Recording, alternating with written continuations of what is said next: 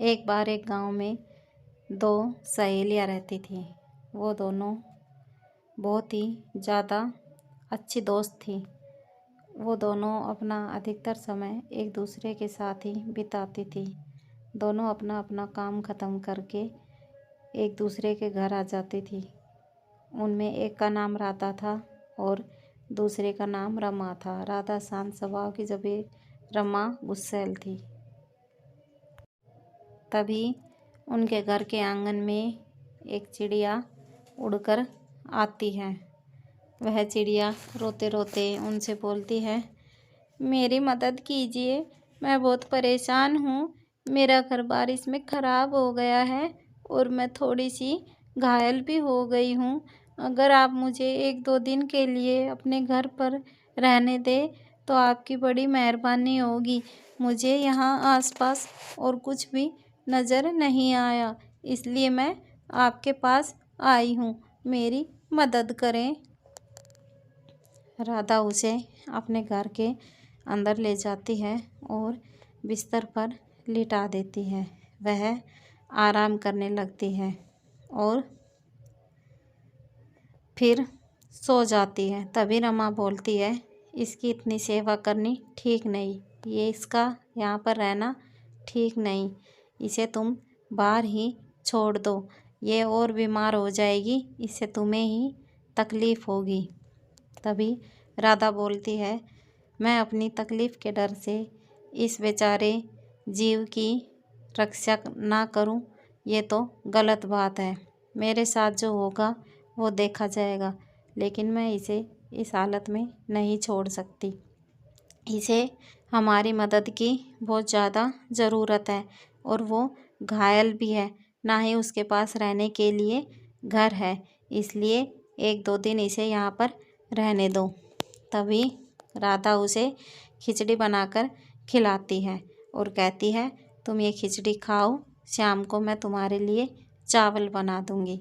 तुम अच्छे से रहो, आराम करो और अपनी सेहत का ख्याल रखो। जब तुम बिल्कुल ठीक हो जाओगी तब अपने घर वापस चली जाना। इस तरह राधा उससे बहुत सारी बातें करती है और चिड़िया भी खिचड़ी खाते खाते राधा को अपने बारे में बहुत कुछ बताती है। इससे वो दोनों आपस में बातचीत करते करते बहुत सारा समय बिता देते हैं, जिससे उनकी दोस्ती भी गहरी हो जाती है। वो दोनों एक दूसरे से कुछ नहीं छिपाते, अपनी ज़िंदगी की सभी बातें एक दूसरे को बताते। चिड़िया ने उसे अपने जीवन के बारे में सब कुछ बताया। वह खुश थी, कभी उसके सर पर बैठ जाती तो कभी उसके पीछे पीछे चलती। तभी एक दिन रमा आती है और बोलती है, वाह क्या बात है, दोनों में बड़ी अच्छी दोस्ती हो रखी है। राधा, मुझे तो तुम भूल ही गई हो। इस चिड़िया के आने के बाद तुम्हें तो ख्याल ही नहीं है कि तुम्हारी कोई सहेली भी है। चलो आज जंगल में लकड़ियाँ काटने के लिए चलते हैं। मेरे घर में ईंधन ख़त्म हो गया है।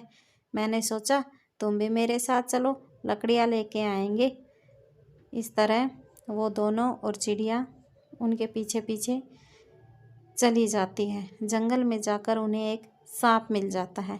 वो दोनों डर जाती है, लेकिन तभी चिड़िया और उसके दोस्त मिलकर सांप को अपनी चोंच मार मार कर भगा देते हैं और सांप वहाँ से भाग जाता है।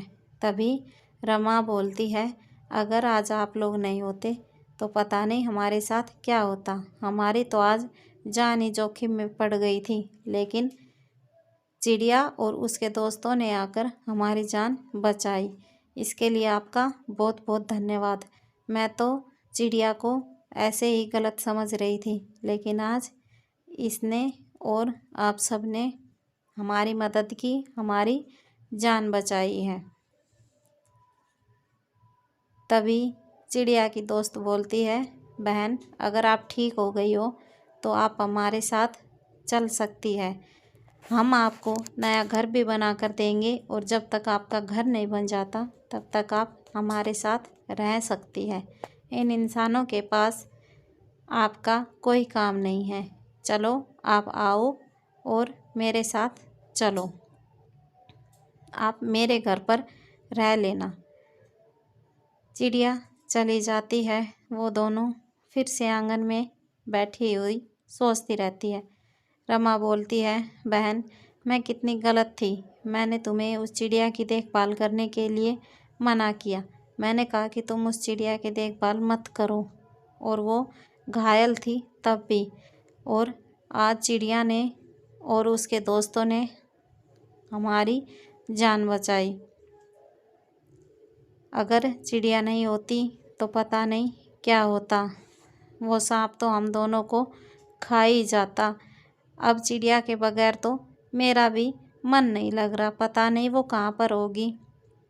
राधा बोलती है, बहन हमें हमेशा दया भाव रखना चाहिए, और ये पक्षी और जानवर तो बेचारे बोल भी नहीं सकते। हम इंसान कम से कम बोलकर तो अपनी दुख बात बता देते हैं। इनकी दुख दर्द को कोई नहीं समझता। अगर कोई समझने वाला हो तो इस दुनिया में कोई भी पशु और पक्षी दुखी ना हो। हमें हमेशा दया भाव रखना चाहिए। हमारे द्वारा की गई दया हमें कभी ना कभी किसी ना किसी रूप में वापस आकर ज़रूर मिलती है। भगवान सब देखता है, इसलिए हमें हमेशा अच्छे कर्म ही करने चाहिए। दोस्तों, अगर आपको ये कहानी अच्छी लगी तो काव्या टून्स को सब्सक्राइब करें, लाइक करें, कमेंट करें। धन्यवाद।